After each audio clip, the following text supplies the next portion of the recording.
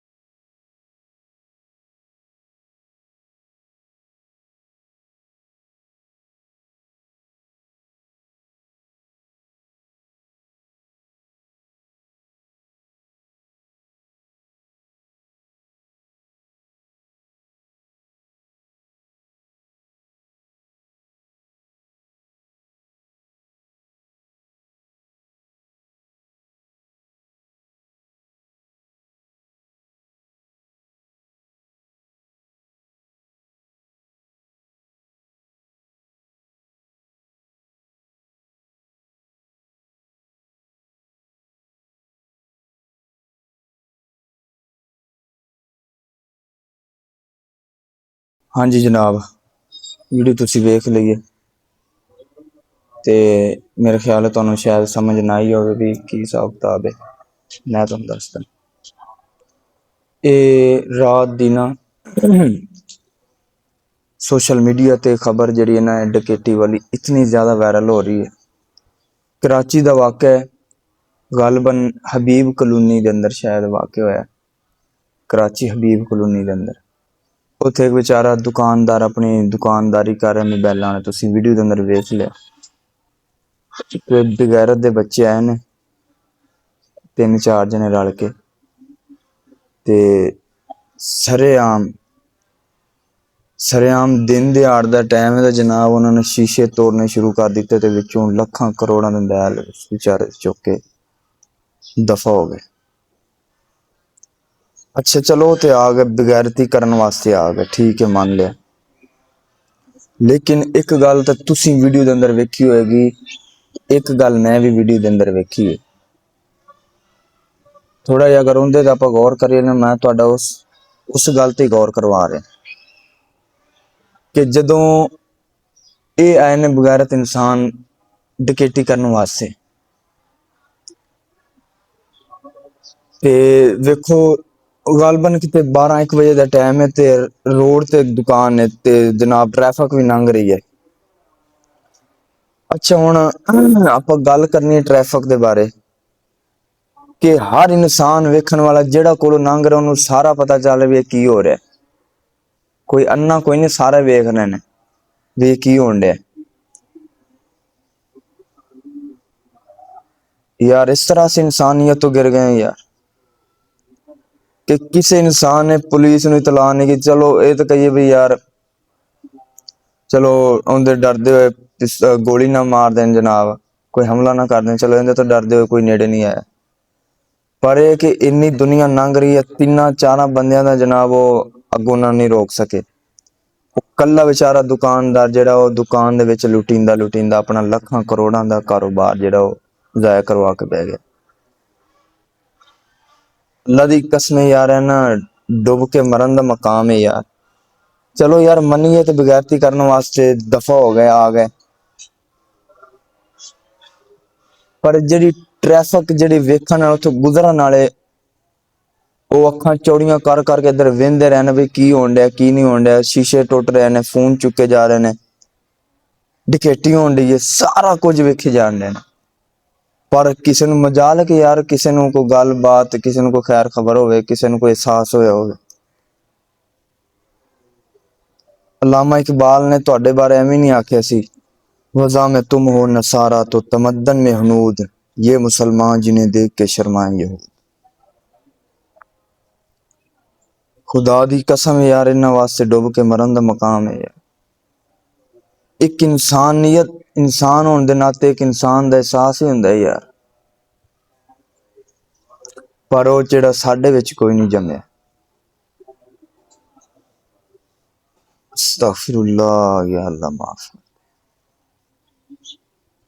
दसो की कहिए यार इस हवाले दे बारे, हुण इस वाक़े दे बारे की कहिए। मैनू गुस्सा वीडियो वेख के इतना डकैतां ते नहीं आया जितना कोल लंघण वाले मुसलमान जिहड़े नाम निहाद मुसलमान बने फिरदे ने जिन्हां ते आया। कि वो बेचारा कल्ला दुकानदार एक नुकरे इलाके और जनाब उन्होंने साइड ते कर दिता है, वो बाहर वेखी जांदा एवें करके ना हाथ बन के खड़ा है भी हो सकदा कोई आ जाए, पर नहीं, रोड लंघ रहा जनाब, लोकी अखां फाड़ फाड़ के वेखण डए ने। शर्म करो यार मुसलमान।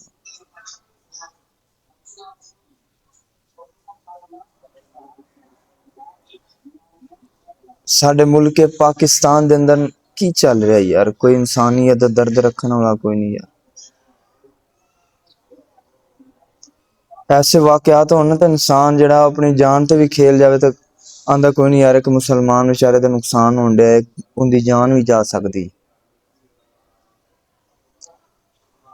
हुण मैं हुकूमत पंजाब अगे गुजारिश करांगा हथ बन के कि खुदारा ऐसे बेईमानां नूं पट्टे डालो। देखो रोज बरोज केड़े तमाशे होण डए ने साडे मुल्क दे अंदर। ऐसे बगैरतां नूं कोई ऐसी कड़ी सजा होनी चाहिए कि उस तो बाद कोई ਬਗੈਰਤ ਦਾ ਬੱਚਾ ਇਸ ਤਰ੍ਹਾਂ ਦਾ ਕੋਈ ਕਰਨ ਦਾ ਜੁਰਤ ਨਾ ਕਰੇ ਕੋਈ ਕੰਮ। ਪਿਛਲੇ ਦਿਨਾਂ ਦੇ ਵਿੱਚ ਉਹ ਬਗੈਰਤੀ ਕੀਤੀ ਸਰਗੋਦੇ ਦੇ ਅੰਦਰ ਮੁੰਤਹਾ ਜ਼ਾਹਰਾ ਦੇ ਨਾਲ। 2-4 ਦਿਨ ਖਬਰ ਚੱਲੀ, ਉਸ ਤੋਂ ਬਾਅਦ ਫਿਰ ਕੰਮ ਠੱਪ ਹੋ ਗਿਆ। ਫਿਰ ਜੜ੍ਹਾਂ ਵਾਲੇ ਦੇ ਅੰਦਰ ਬਾਪ ਨੇ ਆਪਣੀ ਬੇਟੀ ਨੂੰ ਕਤਲ ਕਰ ਦਿੱਤਾ 5 ਸਾਲ ਦੀ ਨੂੰ। 2 ਦਿਨ ਖਬਰ ਚੱਲੀ, ਠੱਪ ਹੋ ਗਈ। ਹੁਣ ਇਹ ਵੀ 1 ਅੱਧਾ ਦਿਨ ਚੱਲਣੀ, ਉਸ ਤੋਂ ਬਾਅਦ ਇਹ ਵੀ ਠੱਪ। ਕੌਣ ਕਿੱਥੋਂ ਆਇਆ ਸੀ ਕੋਈ ਪਤਾ ਨਹੀਂ। ਖੁਦਾਰਾ ਇਹਨਾਂ ਦਾ ਪਤਾ ਕਰੋ, ਬਦਮਾਸ਼ਾਂ ਦਾ, ਗੁੰਡਿਆਂ ਦਾ, ਬਦਤਮੀਜ਼ਾਂ ਦਾ। ਉਹਨਾਂ ਨੂੰ ਕੈਫੇ ਕਿਰਦਾਰ ਤੱਕ ਪਹੁੰਚਾਓ ਤੇ ਇਸ ਵੀਡੀਓ ਨੂੰ ਇਤਨਾ ਸ਼ੇਅਰ ਕਰੋ ਕਿ ਇਹ ਗੱਲ CCD ਤੱਕ, ਹਕੂਮਤ ਪੰਜਾਬ ਤੱਕ ਜਾਣੀ ਚਾਹੀਦੀ ਹੈ। ਇਤਨਾ ਸ਼ੇਅਰ ਕਰੋ ਤੇ ਉਮੀਦ ਹੈ ਤੁਹਾਨੂੰ ਵੀਡੀਓ ਪਸੰਦ ਆਈ ਹੋਵੇਗੀ। ਮਿਲਨੇ ਆਪਾਂ ਨੈਕਸਟ ਵੀਡੀਓ ਦੇ ਅੰਦਰ। अस्सलाम वालेकुम वरहमतुल्लाह।